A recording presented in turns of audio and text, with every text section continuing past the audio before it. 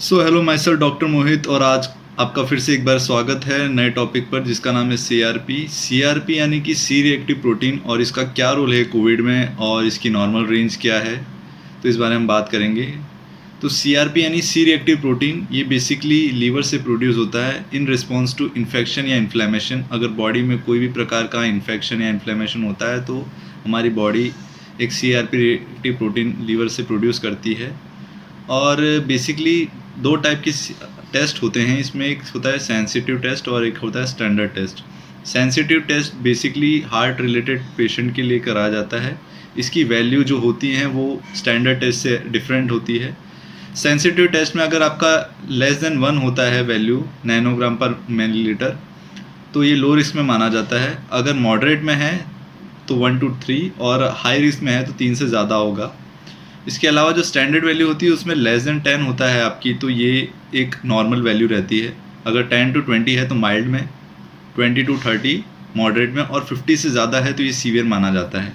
और highly dangerous अगर आपका वैल्यू है 100 से ज़्यादा तो ये डेंजरस माना जाता है। इसके अलावा सीआरपी क्या रोल अदा करता है, तो सीआरपी बेसिकली जब भी इन्फेक्शन या इन्फ्लेमेशन होता है तो वो अटैक सेल्स पे करते हैं तो सेल्स वहाँ पे डेथ हो जाती है सेल्स की। तो वो प्रोटीन होता है, ये प्रोटीन सीआरपी ये अटैच होता है उस सेल्स से और वो रिमूव करता है उस सेल्स को बॉडी से बाहर फेंकने के लिए। तो बेसिकली ये रोल होता है सीआरपी का। और अन्य कंडीशंस में जो नॉर्मल वैल्यू आती है वो प्रेगनेंसी या फिर आप कोई अदर मेडिकेशन लाइक ओसीपी में इसकी वैल्यू आ सकती है। सीआरपी की कोई प्रॉपर मेडिकेशन नहीं है, जैसे कि आपका जिस हिसाब से आपका इन्फेक्शन या इन्फ्लेमेशन बॉडी में है उस हिसाब से आपका डॉक्टर आपको ट्रीट करेंगे, उस हिसाब से आपकी वैल्यू धीरे धीरे कम होती जाएगी। लाइक अगर आपका बैक्टीरिया वायरस इन्फेक्शन है, लाइक आपको फीवर है तो वो फीवर की आपकी गोली देंगे पैरासीटामोल, या फिर आपको अदर कंडीशन लाइक ट्यूबरक्लोसिस है उसमें भी आपका इन्फेक्शन होगा तो उस हिसाब से आपको ट्यूबरक्लोसिस की मेडिकेशन देंगे। तो बेसिस डिपेंड अपॉन द आपकी कंडीशन, आपकी डिजीज़ है, उस हिसाब से आपको ट्रीट किया जाएगा, उस हिसाब से आपका इन्फेक्शन इन्फ्लेमेशन बढ़ेगा। और बात करते हैं कि किन कैटेगरी में इधर एबनॉर्मली हाई रहता है सीआरपी। तो लाइक आपको कोई ब्लड कैंसर हो, लिम्फोमा हुआ या मल्टीपल माइलोमा, तो इन कंडीशंस में सीआरपी बहुत ज़्यादा हाई हो जाता है। तो ये डिटेक्ट करने में थोड़ा आसानी हो जाता है। बट मेनली ये सीआरपी इन्फेक्शन इन्फ्लेमेशन और मेनली हार्ट डिजीज़ के पेशेंट में किया जाता है। तो यही है कुछ बातें सीआरपी में।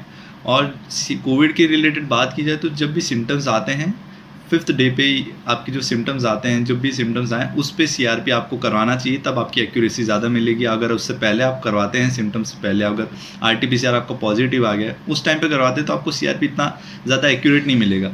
तो जैसे ही आपके सिम्टम्स आते हैं, आपको फीवर हो रहा है, आपको कफ होना चालू हो गया, तो उस समय आप सीआरपी कराएंगे तो आपकी सीआरपी की जो वैल्यू होगी वो एकदम प्रिडिक्ट की जा सकती है।